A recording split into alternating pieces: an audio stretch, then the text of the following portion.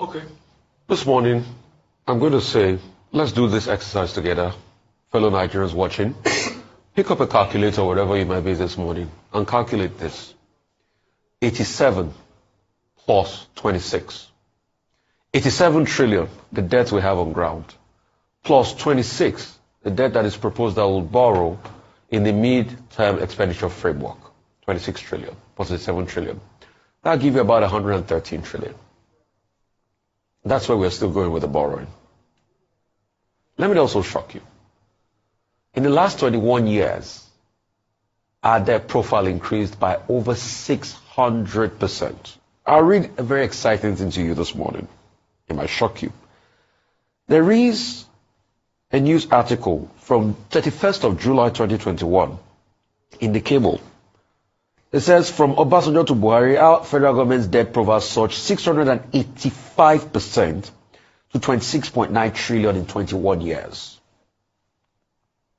I'm sure if you remember, at some point we had our debt forgiven, largely by the Paris Club. When President Jonathan was leaving power, the debt stock was about 12 billion in dollar terms. Today it surged to over 50 billion in dollar terms.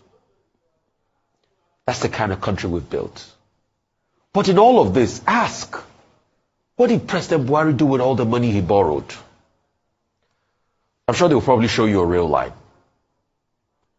Ibadan to Lagos rail line with all of its challenges, and the train stopping in the middle of the road because of no diesel.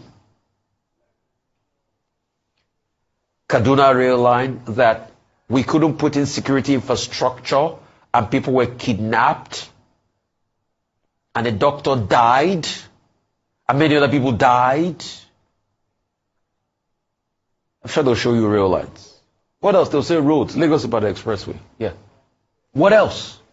They'll show you other infrastructure projects. How does this affect the people? What have we done with all the money we've borrowed? We've squandered riches. We've printed more money, we've borrowed, we've increased the debt stock at the detriment of Nigerian people. And that's why we're asking more questions from President Tinubu. What are you going to do with this money you want to borrow now? Yeah, you might claim it's been approved before. What are you going to do with it? Because the supplementary budget the other time was to buy luxury cars and a couple of other things. Don't we feel sad that a position like the wife of the president, we're buying luxury cars for her, is not stated in the Constitution?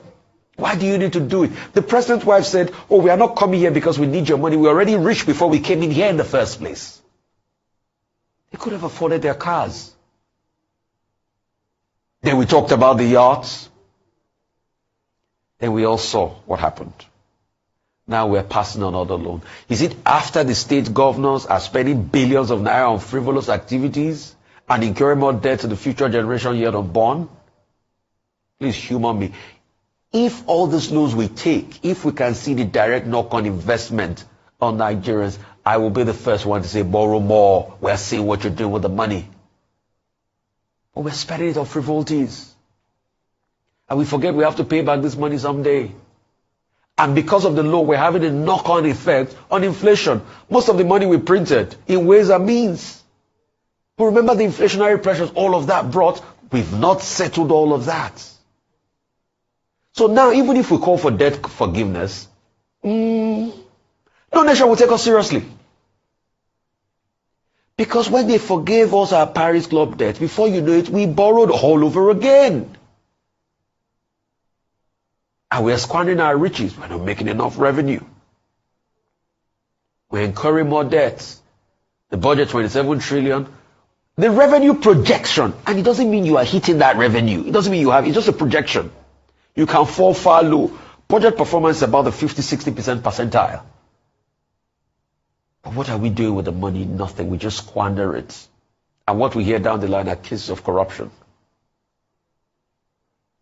Please, the National Assembly should save Nigeria. I know they say the National Assembly is rubber stamp. Scratch that. The National Assembly is copy and paste of the executive. It's obvious that anything the executive says, they just copy and they paste it. But at least, if it is the will of the Nigerian people that put you there, Investigate and ask questions. But how will you ask questions in the National Assembly? You remember they approved the 160 million for your SUVs, isn't it? How would you ask questions? Because you're also in there as complicit while the people bleed. Have a conscience.